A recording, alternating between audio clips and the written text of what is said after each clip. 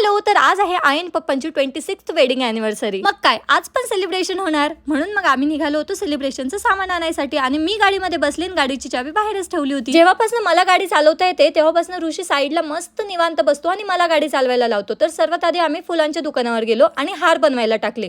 तेवढ्यातच आम्ही ना सेलिब्रेशनचं सर्व सामान पण घेऊन आलो होतो आणि आमचे हार पण रेडी होते. सर्व सामान घेऊन घरी गेलो आणि घरी जाऊन ऋषी लगेच कामाला लागला डेकोरेशनच्या. डेकोरेशन होते तोपर्यंत हर्षद आणि मी बाहेर जाऊन बिर्याणी आणि केक घेऊन आलो. केकवर सुद्धा 26th अॅनिव्हर्सरी टाकून घेतला आणि ऋषीने बघा किती सुंदर डेकोरेशन करून ठेवलंय. डेकोरेशनची शोभा अजून वाढावी म्हणून मी केकच्या साईडला फुलं ठेवलेत, दिवे लावलेत आणि आता एकदम सुंदर असं सेटअप दिसत आहे. एकदम मस्त. आम्ही बुके सुद्धा ठेवला होता आणि आता फायनली वेळ होती त्यांना हे सर्व दाखवायची. त्यांना अजिबात आयडिया नव्हतं की आम्ही हे असलं काही करून ठेवलेलं आहे त्यांच्यासाठी. आणि या हारची तर अजिबातच आयडिया नव्हती. सो आम्ही डायरेक्टली त्यांच्यासमोर हार नेले तर ते खूप जास्त खुश झाले. मग आम्ही त्यांना एकमेकांना हार घालायला लावले. त्यानंतर आम्ही त्या दोघांना एकमेकांबद्दल दोन शब्द बोलायला लावले, पण ते दोघे इतके लाजत होते की ते काहीच बोलत नव्हते. म्हणून आम्हीच आमचं चिडवत होतो त्यांना आणि हसत होतो. फायनली केक कट करून सेलिब्रेशन केलं आणि आजचा दिवस ना खूप जास्त स्पेशल होता आणि खूप मज्जा आली. या दिवशी आम्ही सर्वांनी फोटोज वगैरे काढले आणि त्यानंतर मी रवी भाऊच्या फोनमध्ये ना त्यांचं चित्र बनवत होती. बट माझ्याकडून आहे ना ते थोडंसं नीट बनलं नव्हतं म्हणून ऋषीने त्याला अजून टचअप केला आणि सेम टू सेम रवी भाऊ बनवले. तुम्हाला ऋषीच्या आणि माझे ड्रॉइंग स्किल्स कसे वाटले हे कमेंटमध्ये नक्की सांगा. आणि आता वेळ होती